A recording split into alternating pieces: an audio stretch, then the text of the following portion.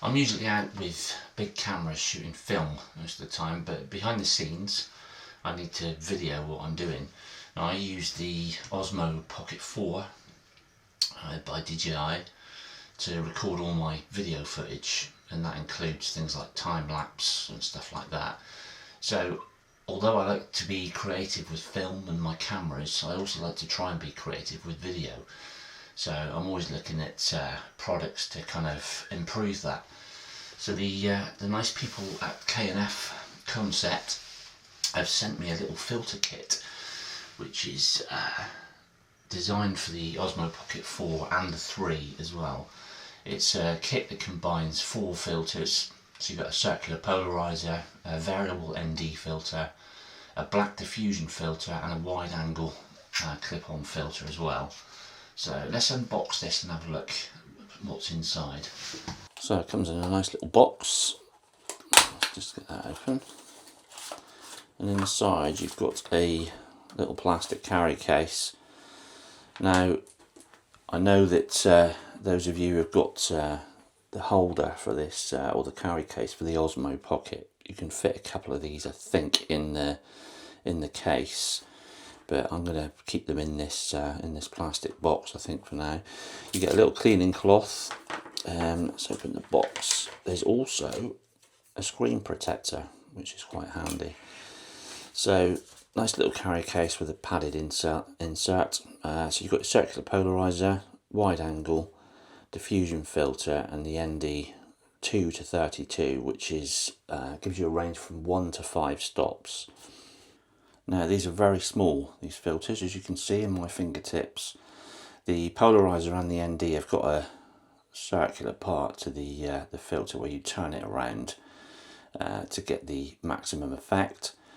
Now, the markings on these filters are quite difficult to see, but we shall test this out in the field later on and see how we get on. They're made of aluminium, nano coated glass, so they're scratch resistant, waterproof, very well made. Like I said, they are magnetic, so they just clip onto the front of the Osmo Pocket. So being magnetic, these filters are nice and easy to attach, literally just attach them like that. I found that to get them off, just hold one side of the Osmo Pocket and just pull it off like that. They're also stackable, so if you wanted to use the diffusion filter and a polariser on top, you can do, or different combinations. And also all the filters, barring the wide angle filter, when you turn the Osmo Pocket off, it actually allows you to keep the filters on. In fact, you could probably, if they're stacked as well, the diffusion filter or the ND and the polariser, the thinner filters, they'll sit back nicely inside in the housing there for the Osmo Pocket. So each of these filters has its own unique use. You've got the circular polariser, which is very similar to photography. It reduces glare, improves contrast and saturation as well. The wide angle filter obviously widens the view, so it's quite handy in certain situations. You've got the black diffusion filter, which basically softens highlights, gives a nice sort of dreamy effect sometimes if you're shooting in subdued light. It's good for portraits of people, that sort of thing, and also for buildings at night where you've got sort of neon lights and stuff. It gives it a kind of a glow, which is quite a nice effect. And then you've got the ND filter, which is a variable ND. Now, why would you use an ND filter on the Osmo Pocket? Because if I normally shoot with sort of auto exposure mode, so if I'm going in and out of light and dark places, it adjusts for itself. But sometimes it's nice, if I'm shooting in manual mode on the Osmo Pocket, I want to kind of create a shutter speed which will give me a smooth transition between the frames, and normally that's about 1/50, 1/60th of a second. Now, to achieve that in bright sunlight sometimes is nigh on impossible. You get washed out footage. So with an ND filter you can adjust, and I normally find, you know, between sort of 1 and 5 stops is enough. They do different strengths, but to be honest, that's enough in most situations. So you use the ND to get you down to that usable shutter speed and overall sort of improve your footage. So I'm going to get packed up and go out onto location with these and try them out, see what they're like.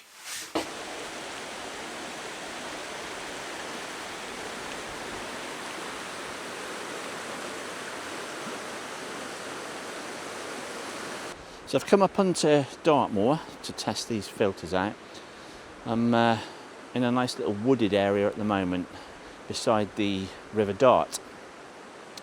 It's a bit of a shower going on at the moment, so I'm going to hold fire, but I can test some of these filters out here because it's quite a nice scene here. Got everything kind of covered in moss. You can see behind me all the boulders are covered in moss. Loads of greenery.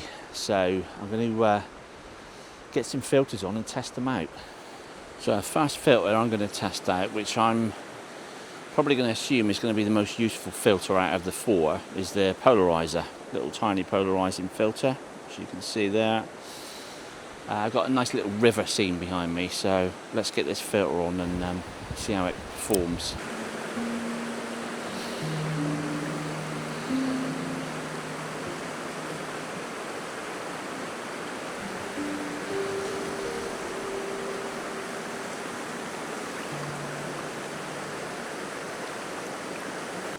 Second filter I'm going to try is the diffusion filter.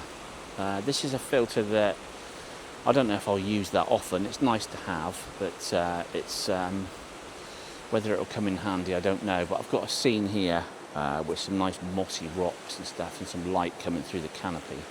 So this kind of should give me the effect that I'm after in this scene.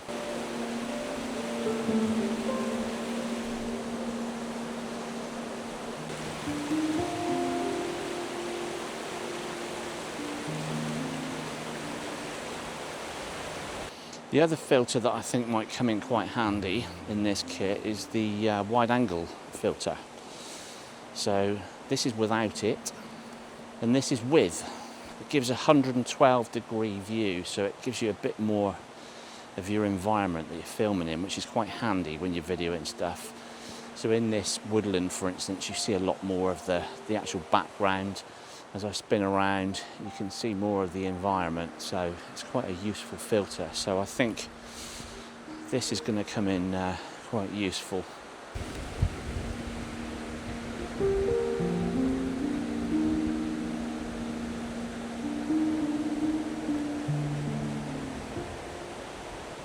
So lastly, I'm going to try out the ND filter. So behind me here, got a lovely kind of river scene, and it's in full sunlight at the moment, as you can see from my face. So what I'm aiming to do is do a nice sweeping shot from bottom here right up across the river. And I'm going to do it manually in manual mode, so I'll set the camera up and show you the settings and then show you the effect of the ND filter. So as you can see, I've got my I'm in manual exposure mode now on the Osmo. So I've got my target ISO set at ISO 100 and 1/50 shutter speed. Now you can see that the scene is completely blown out. So what I want to do, I want to keep that shutter speed, and I want to keep that that ISO as well. So this is where the ND comes in handy. Okay, my ND filter's on now. So as I start to rotate it, you'll see it darkening down the scene, but it's not affecting the shutter speed or the ISO. So get it just the way I want it, and then click OK, and we're ready to record. Now if you rotate it too far, you get the dreaded black cross, which basically it just overdoes the effect, and it kind of ruins your shot. So you've got to get it just the way you want it.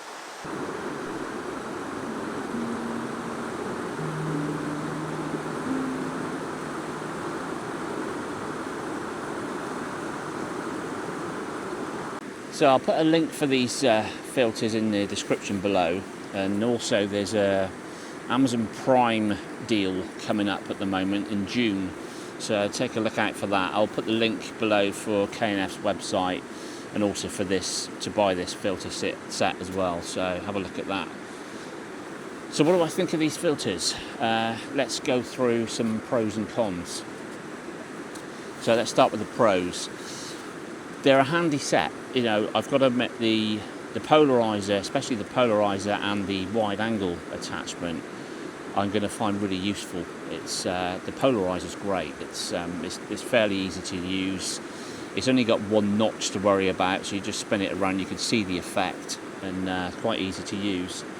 And also the wide angle filter, it's quite handy to use when you're in sort of tight spaces. I do a lot of work in the dark room, so it's nice to be able to get a good wide view in there.